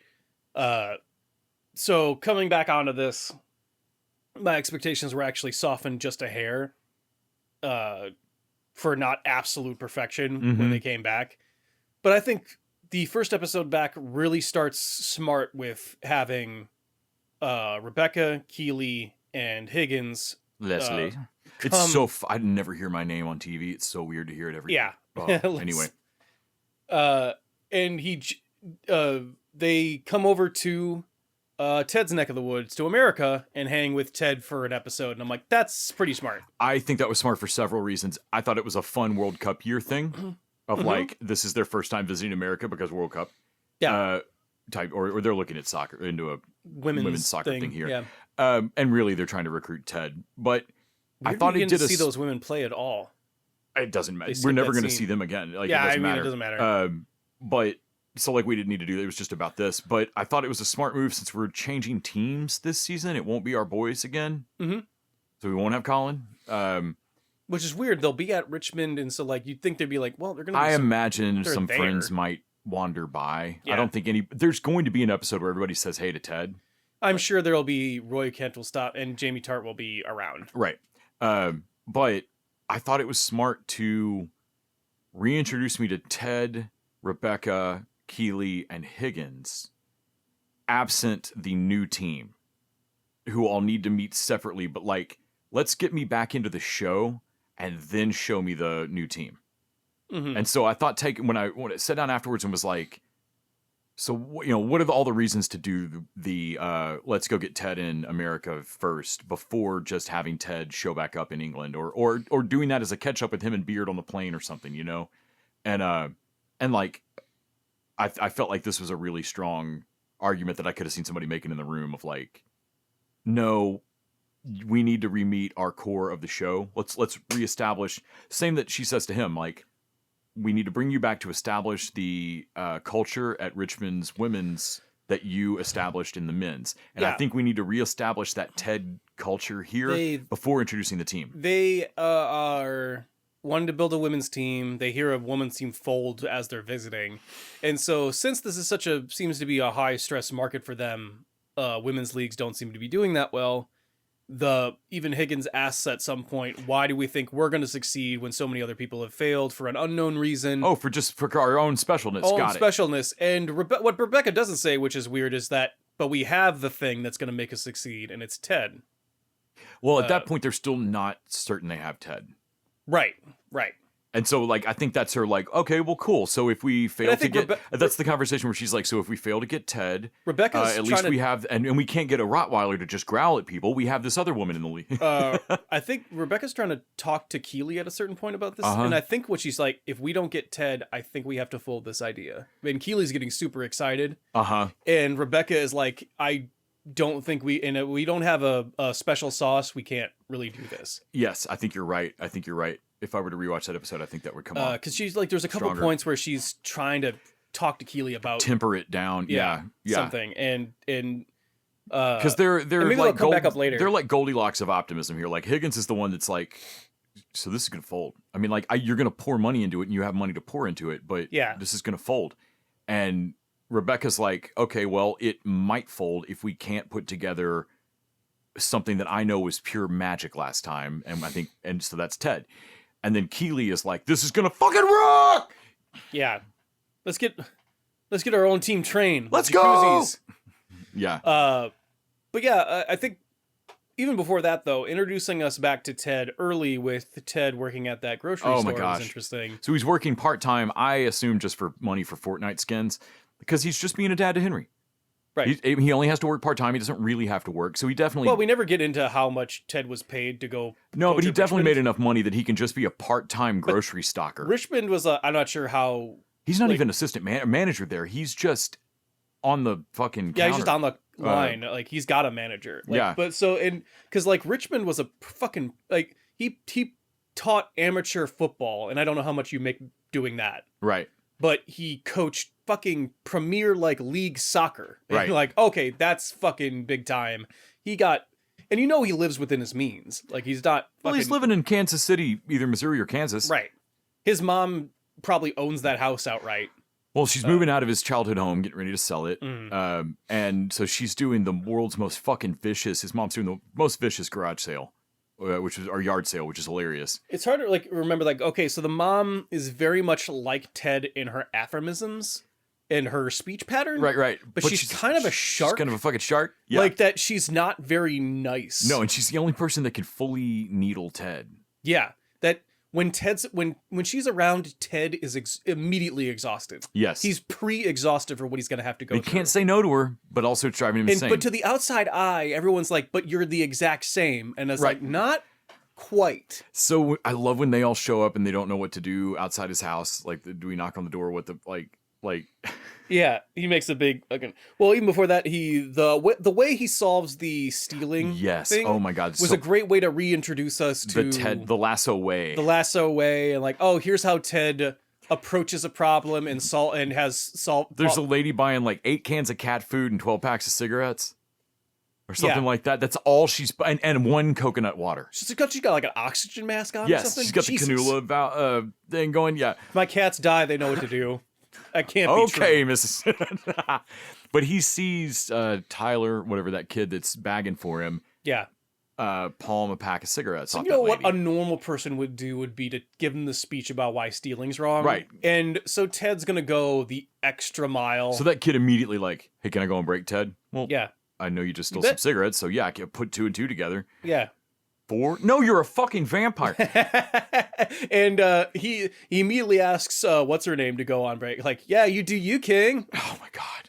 I Man, love his manager. Like she is hot. she's high as a kite. High as a kite, but she's never missed a day. fucking shift. And my His ex-wife wife hates her. No, that tracks. But yeah, I love that Ted goes back there to the locker right next to this kid before he can go outside, and Ted starts pulling items out of his fucking sleeves. Whatever he grabbed in the aisle, like he's got dog food in there or something. Right? No, have you ever had these? No, you microwave them. They're good as people food. Good as people food. And I don't even like licorice. It's Man, just you ever the think love about of what do you stealing. happen if you get caught? No, probably due to my heavily ingrained white male privilege. Ted, can I see you in the office? Oh my God! Ah! The cameras! The cameras. There's sauce in the cameras. Here, you put this on the back plus the cigarettes you stole, and I'll try to smooth it over the boss. Oh So I cannot go back to prison.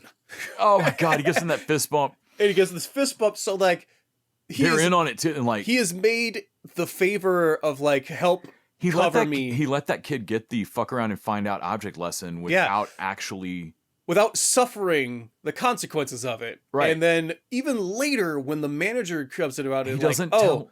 he's like, oh yeah, sorry about that, but don't worry, Tyler straightened me out. Never happen again, boss. And like, he totally gives Tyler the win on it. Yeah, does not give the explanation. It's And also, so classy. I have been that kid of like rule breaking or whatever, and then saw the consequences like it, and have like a weird like scare tactic of it of like, oh, I can't never do that again. Tyler's never gonna steal anything from that again. Just from the that was such a weird interaction. Like, right.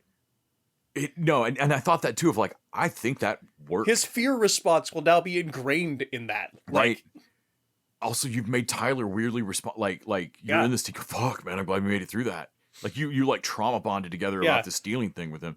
Like to the point that Tyler saved you on this. That's weird. Yeah, so perfectly Ted. He also made you the hero on it. He also runs in. We get like 3 interactions about his job so that we can really understand that. Like, I get why he's doing this. It gives him the flexibility of hours to do whatever he wants for Henry, and a little extra cash to throw around on Henry. Cool. But he runs into a guy that actually for his whatever college football. The reason that Rebecca hired him, right, from that team, he did the Running Man with, right. And like, when that dude's wife comes around the corner and like, this is the man you call the most important mentor of my life, and you could tell that this guy has had the Lasso experience. He is like so happy to see him, and also he's not really surprised to see Ted working in this grocery store. No, like the wife can't really put it together. No, I'm so confused right now. Like, what are you? And you work here? Yeah. Huh. Yeah, I work part time, but I use that employee discount full time. I'll tell you. Yeah, and like I'm so confused right now. It's just plant the seed of that, like, with the audience as well. Like, what are you doing? Right, Ted. What are you doing here? And everybody knows when he asks his mom, "Hey, why don't y'all ever ask me about my job?" Yeah, brutal answer. Well, and the mom's great. Yeah, if you don't give a shit about it, why do I? God damn. Yeah, but also 100% right on that. Like, you do not care about that job. And we get a moment with Ted in his, because his mom's selling his childhood, so like it's still some childhood stuff in there. We get a moment with Ted where he sees his dad's like employee of the year, which for a man that committed suicide, that's a sad fucking trophy that stops at a very stop point year. Like a sad totem. Fuck, man, that's a sad totem. Also, the dartboard. We did that to say. I love when he sees the thing, it makes him realize, oh my God, my dad used to take me to work, and that is some of my favorite memories with my dad. Yeah. And the mom nails it of, well, you can't take Henry to your job right now because you hate your job. I mean, you don't care about your job. Yeah. So what's Henry going to see in that? And Henry seeing that, we talked about it after, Henry may not have internalized it yet, but at some point in his life, he's going to realize that you gave up a thing that made you happy to be kind of half miserable for him, and he didn't ask you to do that. Which isn't the same as, Ted's dad killed himself. No, but it's good. You're not doing as good as you think you're doing. You're not breaking the cycle as completely as you think you are. Right. Which I thought was the last season sold me so hard on him moving back home. And why he had to do that I was very surprised on the reverse cell that. And also the one that gives us the reverse cell is the mom who told us he should move back already. And I kind of like that, like, no, he came back and he tried it, fucking 110% Lasso style. And, you can't say that he didn't crush it. And like, I feel like the intervening time was Ted giving himself too, but everybody enough time to go, I was 100% committed to this as the plan, but I don't think I was right. Well, like because also, Henry's doing also fine. like I said, your son needed you, not you moved back here. Like Right. there's another option that obviously you never considered. But No, and never really did not consider. And I get it when Henry was like in grade school or Henry's rolling out of junior high into high school, I think now, or is in high school now. And he said like the change of scenery would do him some good. It doesn't sound like he's making a lot of friends. And that was the vibe I got that whole episode. I was like, Henry's not doing bad. It's not like that kid's like, he's not the standing in the hoodie with the, vape, like unlit cigarette, whatever, like is that kid cutting or something. Like Henry's doing okay, but he's not doing great. Like it's going to be a blah. Yeah. And that's not what Ted wanted. That's not why Ted moved back. And the trade-off is that Ted can make it to his soccer games now, like, which is cool, I guess. Okay. But also Ted's not coaching. I think Ted's right. Dads and coaches have different roles. yeah, no, But it's fucking I actually weird. think it's good. Like, yeah, he probably shouldn't be the coach of his son's soccer team. Right. Like, It's also a bit unfair for the other team. but also that I'm sad actually that we're gonna move away from that because I actually wanted to see where that was gonna go with the with coach. his coach. Yeah. Like I wanted to see if there's two ways. Like either Ted can teach him how to like, hey, you're really not doing the coaching thing. You're not taking the privilege of teaching these young men how to be better Right. seriously, or the coach's teaching style could be different from Ted's, and he realizes that he's actually doing I'm too close to this. I can't see he's actually doing a good thing. Yeah, and yeah. It could have But been either but one. either way, yeah, we're never gonna get but there. now we can't Doesn't really matter. get it, which is fine. But He did seem kind of like a dick. when he comes around the corner in his childhood and into his childhood bedroom, which is nearly empty, his mom sold most of this stuff. One of the only things still on the wall is a dartboard, and it's not like it's like the dartboard from anything. It's just a dartboard that because of course Ted's childhood bedroom had a dartboard in it. Yeah, and it punched me in the fucking chest in a way I did not expect. He came around that like I think the show already kind of had me primed of like, oh, I missed Ted Lasso. I didn't realize how much I missed it. He comes around the corner, and the whole. If you'd been an observant person, you would have asked yourself, "You play a lot of darts, Ted?" yeah. Like that whole. How classy the one-up on Rupert was, or whatever that guy's name, Anthony Stewart Head. Yeah, Anthony Stewart Head.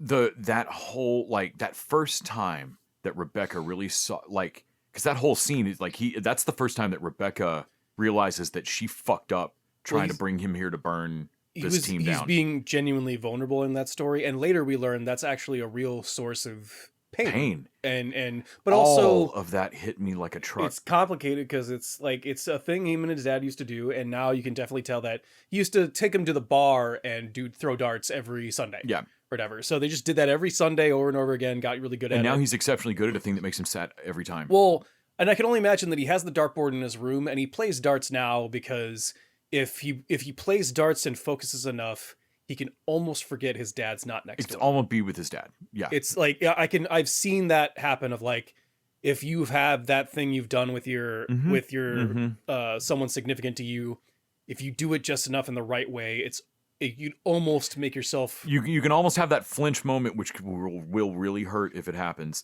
Of looking over and going, "Fuck, you see that one." As someone who's had it, like the hurt afterward is like you do it for the second of forgetting that they're not there. Yeah, this is how drugs work, kids. Right. It's not. I'm not sure if it's the most healthiest thing, but I've this is why our been brains like, do this. Yeah, that's what you're getting out of that. So I'm like, the dartboard. All of it just. It just it's not unexpectedly, and it's not like it's a moment in the scene or anything. It's literally it's in the background. It just passes him. Well, it's not like he fell off his darts. He's off when he's done that scene. Like, man, he's clearly stayed up on it. This is a thing he does. I couldn't pick up the instrument I played for like 8 years in high school, or whatever, junior high and high school band, 6 years. I could not pick that up now and play a fucking euphonium. But Ted can clearly still play darts. So like he didn't stop after high school. Like every night before he goes to bed, he throws 3 darts or something. Something, man. Rooster thumping pennies. Hell yeah. So yeah, that caught me off guard and reminded me immediately that like, this show just has it. It's just got something that is a vibe. So they brought up something I had fucking forgot about. When the very first scene when he takes him out for Kansas City barbecue, Ted looks at all of they're all sitting around the round corner booth, and they They go ahead and get it out of the way. Ted, we're here to ask Yeah. you to coach the women's team at Richmond. And said, it's a great line from Rebecca. I want you to set up the culture that you created. So I think you're the guy to come back and make sure that it's in place. You can't argue with that. And Ted's immediate response was so quick, it took me a minute to remember what the joke was. He goes, "Oh, you want to sabotage this one You're too?" trying to sabotage it was like kind of like it's half funny, he's half joking. It's one of the few times Ted has ever said anything that needs a too soon. because and the reason it is because Ted wants to take that job, and fuck you for Rebecca for offering. I want to take it. You can't offer me that thing because I can't have it. But having just because you were rewatching that last season, having just seen this scene, I love that he finishes that when they end that scene. He finishes that with "Let me sleep on it." When the last time they saw each other was like, she says, "So now's the time when you say that's a very kind offer. Let me sleep on it." And that's exactly what he says back. Yeah. It's a very kind offer. Let me sleep on it. Yeah, and it's like, unless you don't need to sleep on it, like, no, ma'am. And like, and so I knew immediately that he needs. And she knew. Yeah, Like I knew that Rebecca. technically, this is the second time You've asked me this. Refused this, Right? And so he's being a little less courteous And the letting second her time. know in a way that maybe the rest of the table can't get. Yeah. That like, Don't hey, fucking I ask me see this, you, and I will. Like, you are a step further than you were last time. Yeah. That like a line has been crossed in this conversation in a way that no one at the table can quite know but them. Well, and that Ted's letting her know that like maybe. Like I felt like just the let me sleep because like you said last time he didn't need to sleep on it, Yeah. and he's the kind of guy to just tell you that I don't need to sleep on it. To me, I actually read that as "let me sleep on it" as was kind of a fuck you to Rebecca. Oh no, I read it as a I read it as the maybe. When Henry asks him later, he's already decided I'm not taking it. That he has decided that even if he wants it, he can't have it. I think he was just telling. I think he wanted to weigh it. I think that was his way to signal to Rebecca, this isn't cut and dry for me. Oh, I thought it was the signal of like, my answer's the same, but I'm going to give you the... No, because if his answer had been the same, he wouldn't have needed to sleep on it. He would have just looked. But away he's like giving he her did last time. the answer she wants, even though like I'll do you the courtesy this time of saying I could see it that way. I'll need to sleep on it, even though I took it as his way of saying maybe. Because when immediately in the next scene with his kid, he's like, "No, I'm not taking." Also, his kid Henry writing down the lyrics to Public Enemy. Oh my god, that's fucking hilarious. When that teacher reads them so dead seriously, or principal or whatever. Well, I don't give. Well, I do give a damn. I do give a damn. Okay. The ex-wife is still probably the best ex-wife that could be without. Man, we talked about like how much I know it sucked for Ted too, but how much it must suck to be the person divorcing Ted Lasso. Mm-hmm. When I could see having very valid, like, I cannot actually be in a day-to-day relationship with you. It's too much. Well, also, you are gonna look like the asshole. There's a moment where she asks, and like Ted fashion, she says like, "Oh, how's the job, by the way? I know you were having trouble with it." In a way that I'm sure he actually wanted to be involved, but there's a soccer game going on behind her, and I want to say it's like, man, if they were still together, he'd be in this conversation. But it's kind of not his job to pretend to be interested in her job anymore.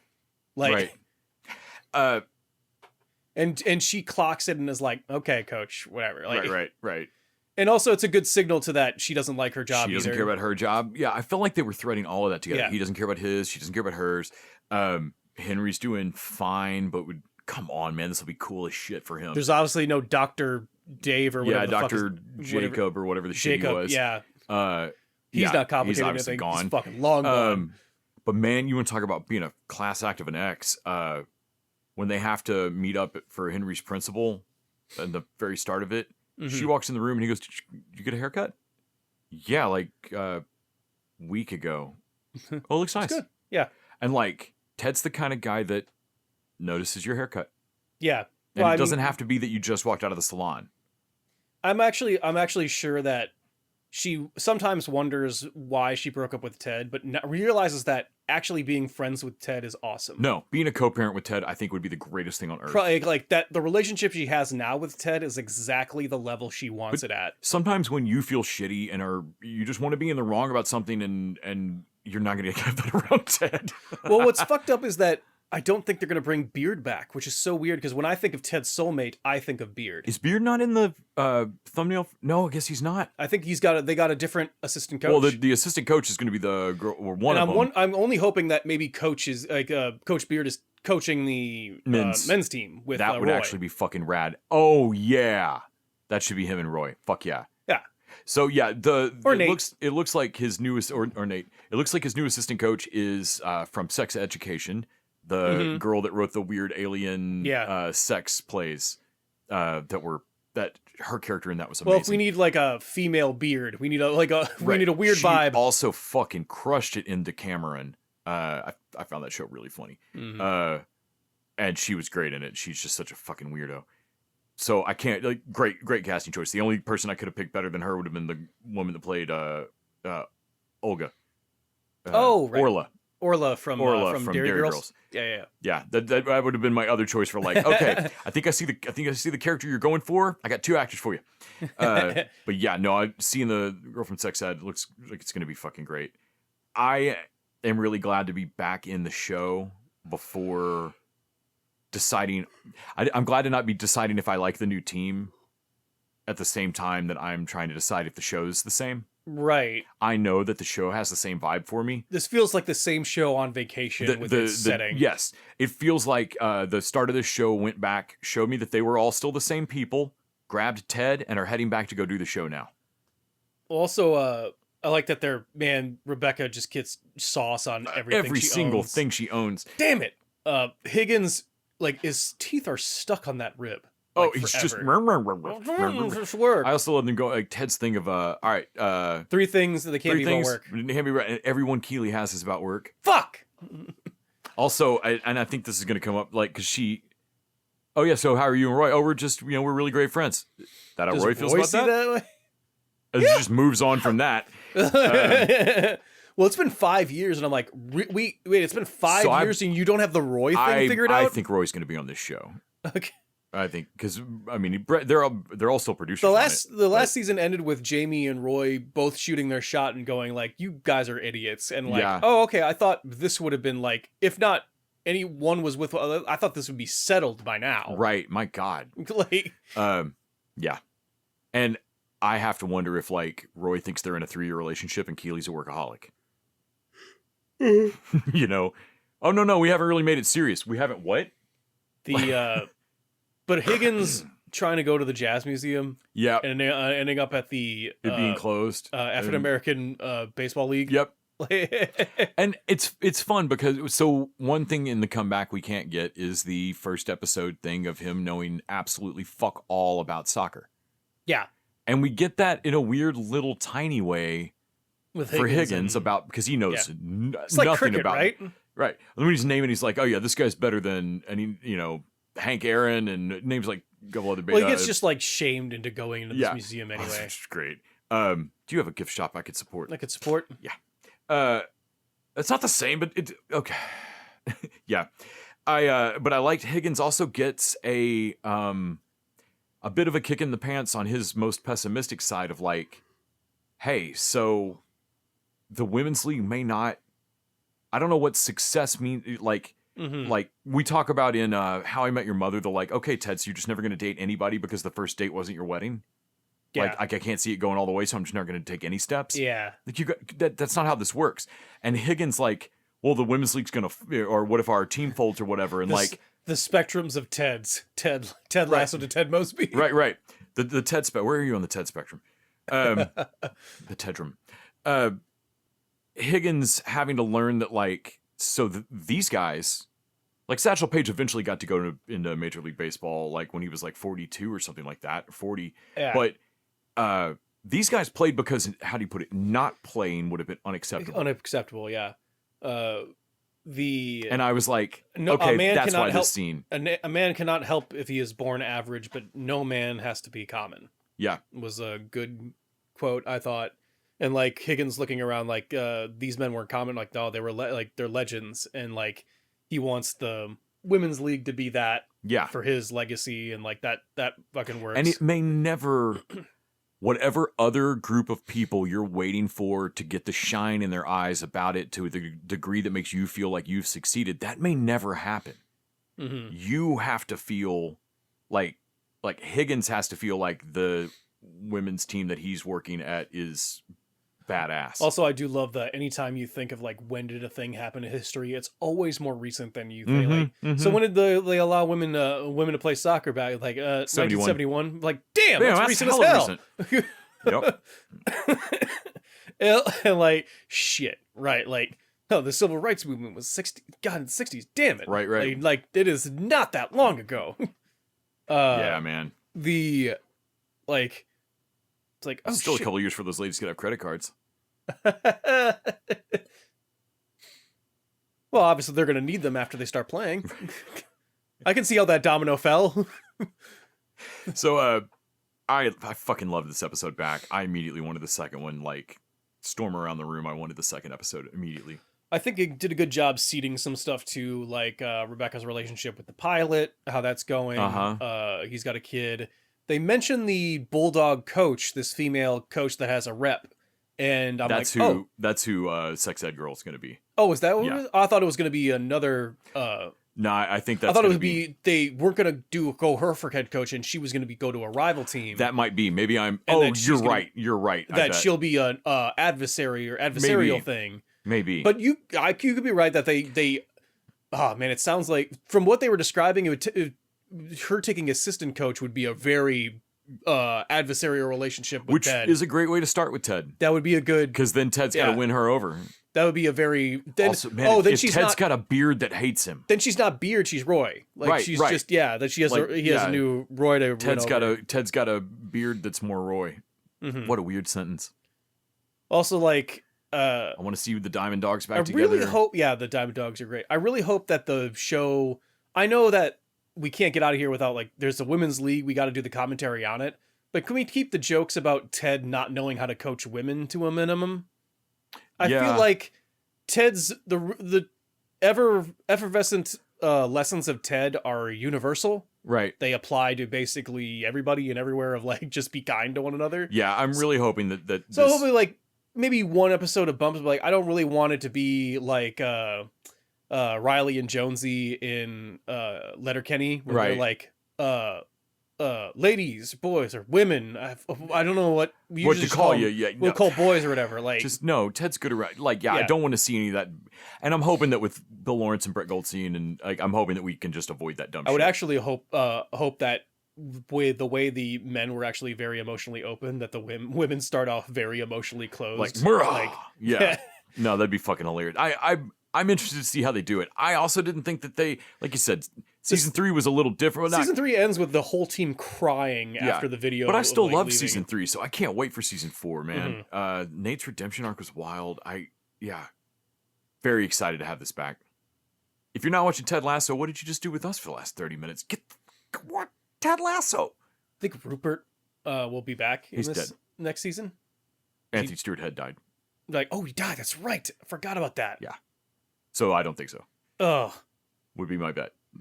Because I was wondering that too, but I think that's done and done. I would bet that they would have had him. They probably just had him pass off screen. Yeah.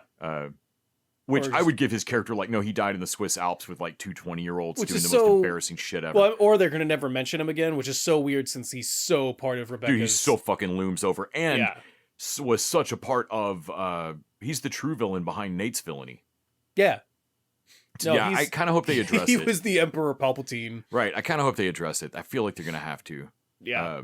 But yeah, I believe it. Apologies if I am deeply wrong, but I'm pretty sure Giles is dead.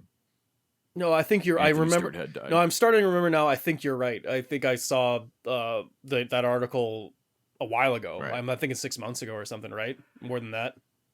So But- there's no way he could film. Maybe she'll rickroll his funeral. That'd be the shit. Yeah. Well, what's her name? Sassy said that I'm going to wear red to your funeral. Yes. Ah. Oh man, that's what. I'm Honestly, gonna- that should. I wouldn't. I I want would to make not. small talk with the 3 people there. I would not be mad if in the first 2 episodes back in the UK we do his funeral. But also, it would feel sort of disrespectful to Anthony Stewart Head to like his final send off is his worst portrayed character. Right, like, right. But I think it would be hilarious if piece of if the shit. first time that the ex-wife meets Sassy, she's wearing bright red at a funeral, Hell yeah. and Ted's like, "No, it's you understand, it's a run-in, it's a thing." Well, I wonder how the Henry and the ex-wife being so very involved in the season, then if they're going to move with, Yeah. if they're going to take a really central role, because Henry visited every once in a while, but I think they're really going to be. I'm hoping they're really going to be on the show. I also hope because then Henry can go to like have a new school. He can he can play soccer there and realize he's really good at his team in America, but he's not very he's probably one of the not very good he's players. terrible here. Yeah, and call it the wrong thing. There's too many. Yeah, now that I'm thinking about like, man, there are way too many story opportunities for them to leave that on the table. Right. Yeah, they'll play with that. But there's also, I really want them to do that. I want them to move the ex-wife and Henry to be back in, to be in London with him, and I want her and Ted to not get back together. Yeah. I absolutely do not want Ted and his ex-wife to get back together. No, I think, really love the healthy relationship of them not being together, and I think that I feel like the show has not hinted at them getting back together at all. Not at all. And I'm so every single time that the more time passes without them hinting at it, the warmer my heart gets, because I really want Ted to have a relationship, but not with I kind of like Sassy, but I also realize Ted's got some fucking issues. Right. Yeah. Overall, man, I'm stoked. I can't wait to see that the season goes. You got anything else? No, I'm just I'm sad that it's only one every week. I know. I mean, that'll give us a lot of talk about on Diaries, especially since a lot of our like Lestat and stuff are done. But no, we got done, and I was like, next Wednesday, are you fucking with me? Yeah, it's like, God damn it. Fucking shit, I'll be dead by then. God, I'll just have died by lack of lasso. Like, what's the cause of death, sir? Lack of lasso. Well, that's gonna wrap it up for us then. Head on over to Patreon, where we're gonna talk about Spitterman, Lil Peter Spitterman, and his brand new day. Which was fucking awesome. God, that movie rocked. Really had fun in the theater with that. Come here, why? Over on patreon.com/tvdudes. And until next time, TV Dudes, believe! Where the fuck are we? Unless we're in... I really like Missouri, unless we're in fucking Kansas. that's across the street. But football is life? No, life is so much more than football. Not as catchy, but true.